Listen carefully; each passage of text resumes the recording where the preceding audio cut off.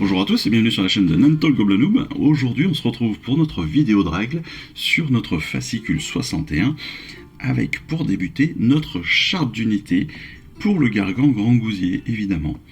Alors les Gargans Grand Gousier qui accompagnent les hordes de fil obscur à la bataille luttent souvent contre avec de sévères et célèbres gueules de bois dues à des excès de bière aux champignons. Ils sont payés en tonneaux d'infâmes bibines afin qu'ils se saoulent autant que la veille. Voilà l'esprit de votre Gargan. Il y aura un alcoolique notoire qui passe son temps à se foutre sur la gueule avec les autres. Alors, ce qui est intéressant dans cette charte d'unité, c'est comme on le voit ici, on a différentes caractéristiques qui vont être établies grâce à un tableau de dégâts. Ça veut dire quoi? Pour le rappel, en fait, c'est en fonction, ici, en fonction du nombre de blessures que notre Gargan aura subi, et bien ces trois caractéristiques-là vont être différentes. Voilà. Je prends l'exemple. Si on a 12 points de blessure sur notre Gargan à la base, si celui-ci a déjà subi entre 6 et 7 blessures, donc soit 6 soit 7 blessures, son mouvement sera de 7 pouces, la massue colossale aura 4 attaques, et les dégâts du coup de boule seront de 3. Voilà, ça c'est l'idée, c'est-à-dire vraiment en fonction du nombre de blessures, eh bien notre personnage est plus ou moins fort. Sachant que, eh bien, dans ce cas précis, plus il subit de blessures et moins il est fort. Moins il va se déplacer, moins il va taper fort et moins il va avoir le nombre d'attaques. Ceci étant, notre Gargan a 3 aptitudes qui vont l'accompagner. La première, c'est ivrogne. Généralement bien imbibés, les Gargans sont autant un danger pour leurs alliés que pour leurs ennemis. Et quand ils se ruent sur l'adversaire à une vitesse étonnante. Alors, la règle de ivrogne est très simple. En fait, on va pouvoir tenter des charges jusqu'à 18 pouces, et non pas 12 comme on peut le faire habituellement. Ce qui veut dire qu'on va lancer 3 dés de 6 au lieu de 2. Par contre, il peut y avoir une petite problématique sur cette charge avec ce Gargan. C'est-à-dire que si on fait un lancer de 3 dés et que le résultat de ces 3 dés est identique, c'est-à-dire si vous faites 3 dés avec 4 dessus par exemple, donc pour un déplacement de 12, pourquoi pas, et bien dans ce cas-là, on va considérer un petit peu que, comme il est bourré, on va considérer qu'il va se casser la gueule en fait. Et donc, les deux adversaires vont lancer un dé. Alors déjà, le mouvement de charge ne pourra pas se faire. Ça, c'est le premier point. Et puis, les deux joueurs vont jeter un autre dé. Et le vainqueur de ce lancer de dé va pouvoir choisir, donc, va choisir un point sur le champ de bataille qui est exactement à 3 pouces du Gargan. Et toutes les unités qui sont dans les 2 pouces de ce point vont subir des 3 blessures mortelles. Autrement dit, quoi? Ça veut dire quoi? Ça veut dire qu'en fait, il court, mais comme il est bourré, il court tellement vite qu'il va trébucher. En trébuchant, il va tomber et il va faire du mal à quelqu'un. Voilà, c'est pas plus bête que ça. Et donc, l'idée, c'est ça. C'est un peu ça. C'est que, donc, on va choisir, on va lancer les dés. Si on fait 3 fois le même, les deux adversaires lancent un dé supplémentaire. Celui qui a le plus haut choisit un point sur le terrain à 3 pouces du Gargan, et toutes les unités qui sont dans les 2 pouces de ce point prennent un D3 blessure mortelle. Et chaque unité, c'est pas une au hasard, c'est vraiment chaque unité qui sont dans les 2 pouces du point. Donc ça peut être intéressant. Deuxième aptitude, c'est besace bien remplie. Les Gargans sont connus pour attraper les malheureux guerriers et les fourrer encore hurlant dans leur sac pour plus tard. C'est des au cas où, et on ne sait jamais, ça peut être utile. Donc après que cette unité a fait un mouvement d'engagement, on va choisir une figurine ennemie qui est à 3 pouces d'elle, et on va jeter un dé. Si le jet est au moins du double de la caractéristique de blessure de la figurine, eh bien elle est tuée. Ça aussi, hyper intéressant. Vous faites un engagement. Si au moment de l'engagement, eh bien, vous faites un jet de dé, que ce jet est supérieur du double de la caractéristique de blessure d'une figurine, et bien en gros vous les récupérez, vous la foutez dans votre sac. Donc vous la tuez directement et vous la mettez dans votre sac. Troisième aptitude, c'est chute. Un Gargan qui meurt est une arme en soi, même si nul ne peut prédire où ni sur qui il va s'écrouler. Donc si cette figurine est tuée, donc si le Gargan est tué, avant de le retirer de la partie, en fait, on va tirer chacun un dé. Les adversaires donc tirent le dé, et celui qui gagne ce lancer de dé, il va là encore une fois choisir un point sur le champ de bataille qui est à 3 pouces du Gargan, et sur ces 3 pouces, chaque unité qui est à 2 pouces de ce point, qui n'est pas un Gargan ou un méga Gargan, subit alors de la même façon qu'avec Ivrogne des 3 blessures mortelles. Puis la figurine tuée est retirée du champ de bataille. Donc chose assez classique, mais avec la particularité cette fois-ci de ne pas toucher ni les Gargans ni les méga Gargans. Donc ça c'est plutôt intéressant, mais d'amener toujours des 3 blessures mortelles. Sur les tutoriels, pas forcément besoin d'y revenir, parce qu'en fait c'est la même chose. Chute et Ivrogne, on est sur le même principe, sauf que Ivrogne, on est sur une charge, on lance 3 dés, si on a 3 dés identiques, on va gérer la problématique de l'ivresse. Sur la chute, c'est notre personnage qui meurt. Voilà, on fait un lancer de dés chacun, celui qui gagne le lancer de dés choisit un point à plus de 3 pouces de du Gargan, et à ce point, on va prendre une zone de 2 pouces, et toutes les unités qui sont dedans prennent des 3 blessures mortelles. Et puis pour la besace, on l'a compris,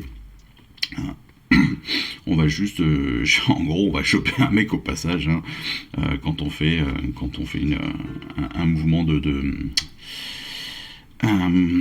j'ai perdu le mot, je vais le retrouver. Un mouvement d'engagement, pardon. Quand on fait un peeling, hop, on fait nos 3 pouces de mouvement, de peeling, et hop, on chope une figurine au hasard. Si on a le double de sa caractéristique de blessure au jet, eh bien on le tue. Voilà, ça c'est facile, c'est rapide, c'est pratique. Ensuite, pour cette semaine, eh bien, on passe aux tactiques. Et cette semaine, on a 2 tactiques pour l'ordre. D'abord, pour les profiteurs de Thundrick. Alors, on le sait, les profiteurs de Thundrick sont une bande de spécialistes capables d'organiser des assauts à courte ou longue distance, quelles que soient les forces de l'ennemi. Ces redoutables duardins sont équipés pour les contrer. Donc, ils ont des avantages, évidemment, ces profiteurs, c'est qu'ils sont, on va dire, anti-ordre et avec des attaques de tir. Les profiteurs de Thundrick donc ont beaucoup d'attaques, et en plus ils ont une aptitude de gaz toxique, rappelez-vous, qui leur permet d'une fois par bataille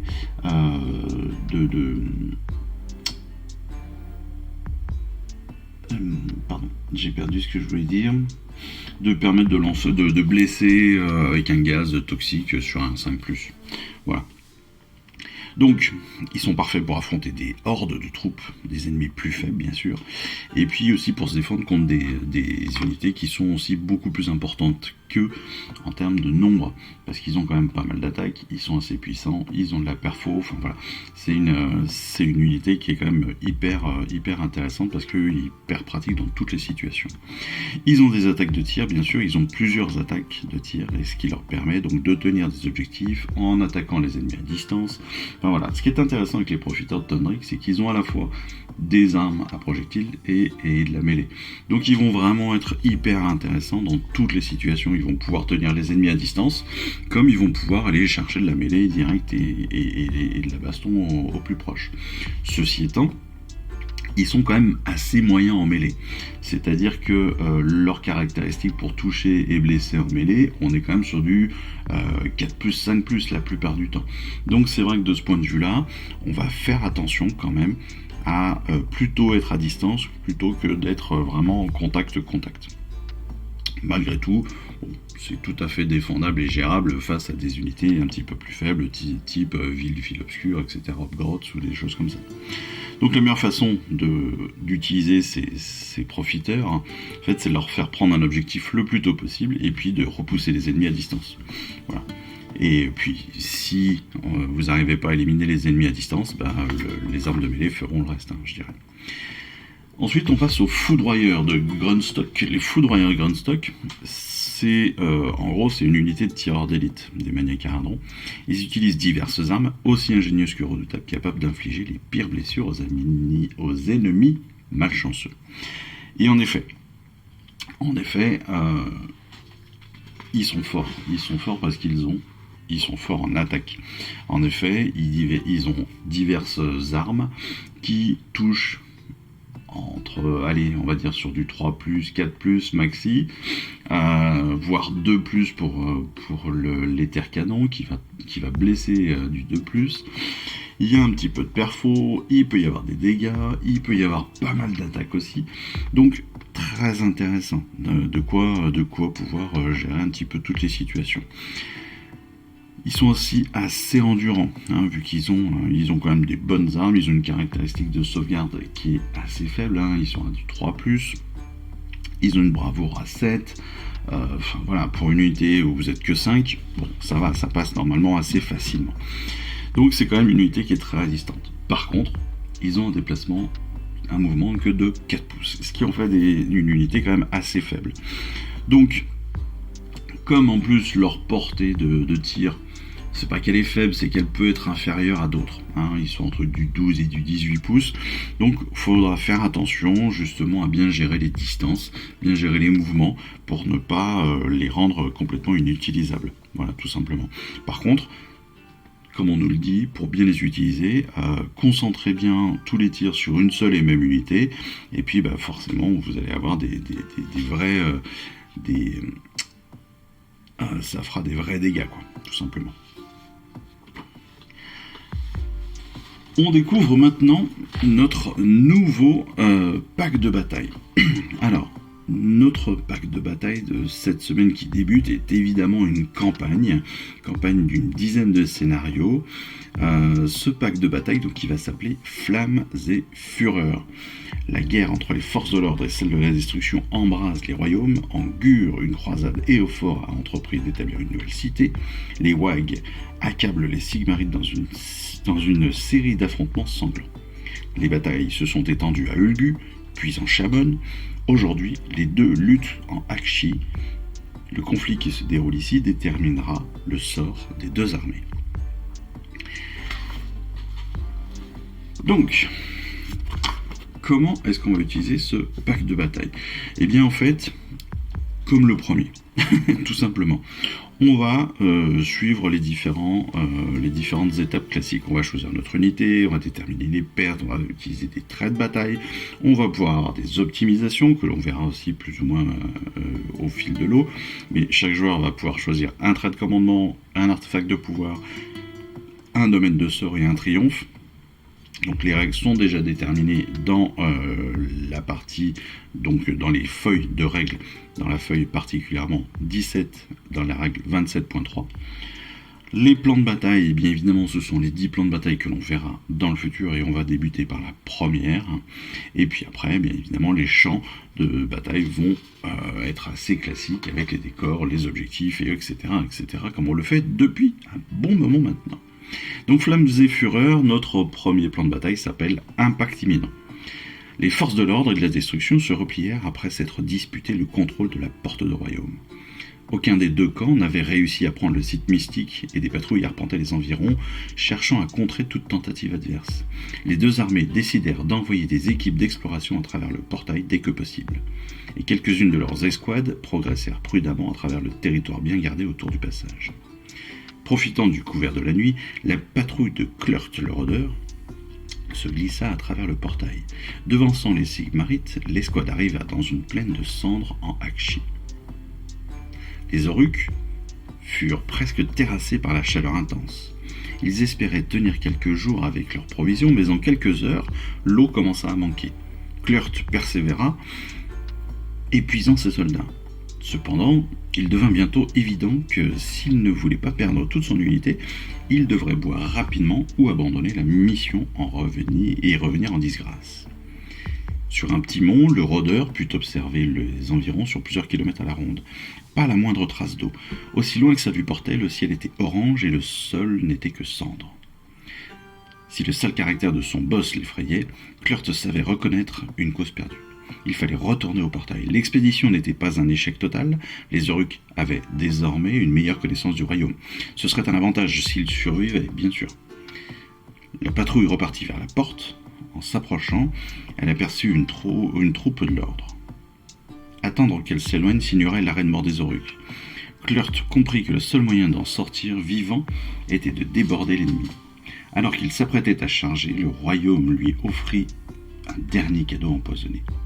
Dans un fracas semblable à un coup de tonnerre, une boule de feu tomba du ciel et explosa au centre du champ de bataille, raison de plus pour franchir le portail au plus vite. Alors, comme d'habitude, on va retrouver cette opposition classique entre l'ordre et la destruction avec la composition de nos armées.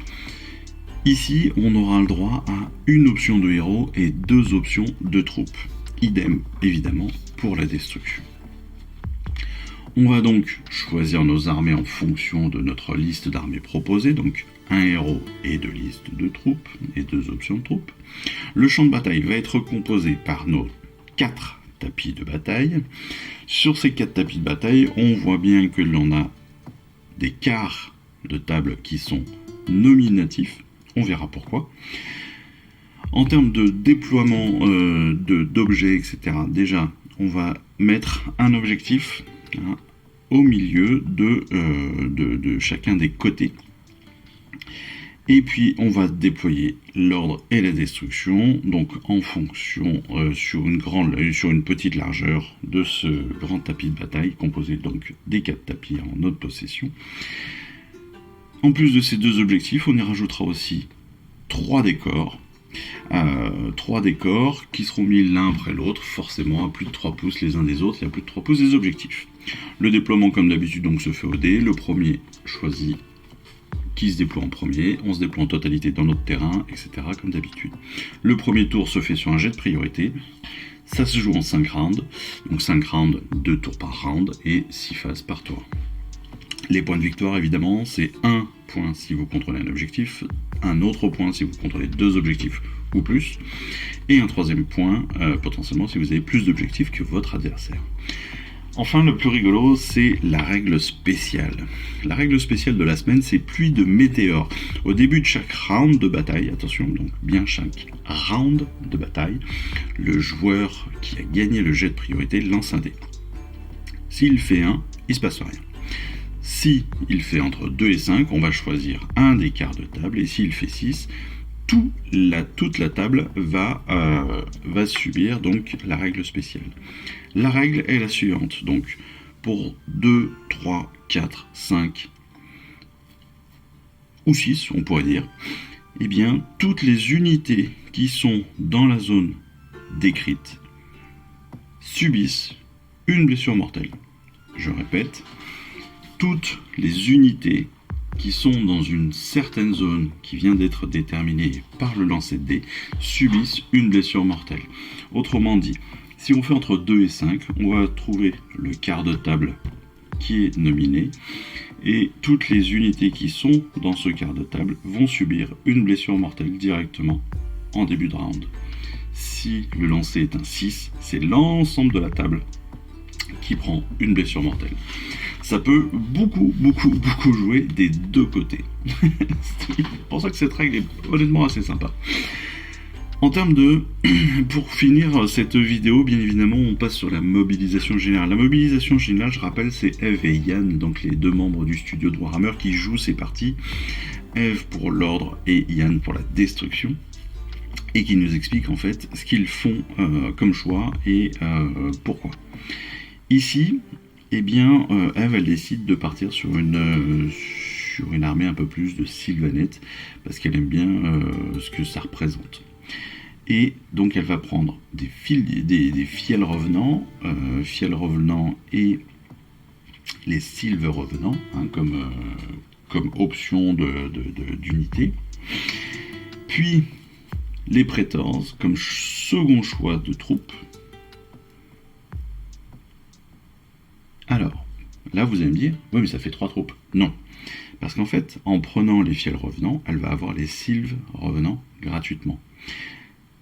Ensuite, les Praetors deviennent donc son 2e choix d'unité. Et puis, pour commander tout ça, elle va prendre son chevalier Judicator avec ses griffes d'œil. Ce qui va lui permettre quoi? D'avoir une unité supplémentaire grâce à l'association Fiel Revenant, Sylve Revenant, d'avoir en plus des griffes d'og grâce au chevalier Judicator, donc avoir des attaques aussi différentes, des mouvements différents, etc. Donc c'est assez intéressant parce ça lui fait des soldats supplémentaires avec un gros avantage, hein, parce que ces Sylves Revenants peuvent s'approcher assez près pour charger dès le premier tour, même si en face évidemment on va découvrir que Yann utilise forcément une grosse figurine. Mais voilà, elle va pouvoir aller attaquer très facilement, très rapidement, potentiellement les objectifs. Et puis ses prétors vont aussi pouvoir sauvegarder un peu son chevalier judicateur, donc être en protection, mais aussi en attaque, parce que les prétors sont assez puissants pour cela, enfin voilà. Du côté de Yann, eh bien évidemment, il prend le grand gousier. Le Gargan grand gousier, c'est une unité qui est redoutable.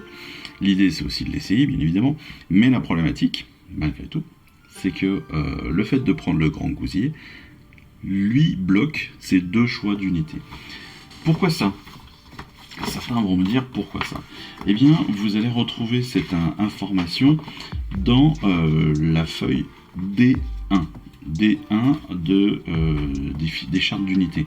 C'est-à-dire que, rappelez-vous, nous avions un tableau, on a eu la même chose aussi pour l'ordre, on a un tableau qui nous rappelle que, en effet, déjà, quand on prend les fiels revenants, on peut avoir les sylves revenants gratuitement et inversement, mais surtout que le Gargan grand gousier est une unité qui compte comme deux choix de troupes. Et ça, c'est du fait de sa taille, bien évidemment. Donc là, mine de rien, un Gargan grand gousier, directement, les deux choix de troupes sont éliminés. Puis, il va hésiter à prendre soit le chaman, soit le Louvre Boss. Au final, il va prendre le Louvre Boss sur Squeak dès qu'il y a un géant. Donc, ce qui est intéressant, c'est que ce Louvre Boss, déjà, il frappe quand même assez fort pour un Gloomspite, mais c'est surtout le Gargan qui va être intéressant, parce que l'idée c'est de faire en sorte que le Gargan soit une unité centrale qui va monopoliser l'attention de son adversaire. Et puis une fois que le Gargan va être sur un objectif, ça va être aussi compliqué d'aller le chercher et d'aller le contredire. Donc c'est pour ça que ça peut être intéressant de l'avoir, même si clairement on a deux tactiques bien différentes ici. Avec le Gargan et le Louvre Boss, on a juste deux personnages sur la table. Eve, à l'inverse, elle a deux grosses unités, entre guillemets, fiel de revenant, sylve de revenant, ça lui fait déjà 2 x 5 figurines, plus les prétors, 3 ou 4 figurines de plus le chevalier judicateur et ses Griffdog, donc ça fait déjà une vingtaine de figurines contre 2. Donc techniquement, voilà, on est sur deux tactiques vraiment différentes, une qui va aller occuper le terrain, qui va aller agresser l'adversaire, et l'autre qui va être clairement sur la défense et sur de l'occupation pure et dure d'un objectif, à mon avis, parce que avec deux figurines, vous n'allez pas forcément tenter d'aller chercher toutes les unités adverses et d'aller chercher tous les objectifs. Donc vraiment deux styles de jeu complètement différents ici, et ce qui n'est pas forcément inintéressant derrière à décrire. Enfin, on observe deux éléments dans ce plan de bataille, ce sont ces deux tableaux deux tableaux d'unités en fait, avec une colonne détruite. L'idée c'est qu'on va reporter les différentes unités qu'on aura choisies pour notre bataille, et on va se servir de ce tableau pour déterminer une chose en particulier. Cette chose en particulier, eh bien, elle se trouve dans notre début d'instruction pour le pack de bataille, dans la partie perte. Ici, si l'armée d'un joueur comprend des unités qui sont détruites dans la partie précédente de ce pack de bataille, l'adversaire de ce joueur reçoit alors un point de commandement supplémentaire au début de la bataille. Ça veut dire quoi ? Ça veut dire que là, on va noter nos différentes unités. Donc, pour Eve, le chevalier judicateur, des Griffdog, les sylves revenants, les fiels revenants et donc les prétors. Ici, le Louvre Boss et le grand Gargan. Dès qu'une unité sera détruite, on va le cocher, et pour la partie suivante, pour le prochain plan de bataille, eh bien l'adversaire donc aura un point de commandement supplémentaire en début de partie, du fait justement d'avoir combattu et éliminé une unité adverse dans la partie précédente. C'est ce que l'on appelle ici vraiment une campagne narrative, dans le sens où tous les éléments des campagnes précédentes, des plans de bataille précédents vont intervenir forcément à un moment ou à un autre dans nos campagnes futures. Et ça c'est intéressant, parce que c'est comme ça que l'on peut aussi créer des histoires, amener de l'imaginaire, dans l'imaginatif, dans notre façon de jouer. C'est comme ça qu'on va aussi faire attention à nos unités, mine de rien, quand on va jouer. Et ça, c'est plutôt pas mal. C'est plutôt pas mal. Bon ben voilà, écoutez, cette vidéo touche à sa fin. J'espère qu'elle vous aura plu, que vous aurez bien compris tous les avantages de ces différents caradrons. J'espère aussi que cette petite figurine du Gargan Grand Gousier vous intéressera à jouer. En tout cas, ça m'a l'air pas mal. Et puis, bah, moi, je vous retrouve très rapidement pour notre prochain fascicule. Et puis, en attendant, bah, je vous souhaite à tous une excellente fin de semaine. Et puis, je vous embrasse. Allez, ciao, bye bye. Je vous remercie d'avoir suivi cette vidéo. Si ça vous a plu, eh bien abonnez-vous, lâchez un petit like et un commentaire et suivez-moi sur Instagram. Instagram où je poste régulièrement des photos de mes dernières réalisations et dernières peintures. Et puis comme il est maintenant de tradition sur la chaîne, je vous souhaite une excellente fin de journée et surtout, lisez bien, collectionnez bien, assemblez bien, peignez bien et jouez bien. Allez, je vous embrasse et puis je vous dis à très vite. Allez, ciao, bye bye.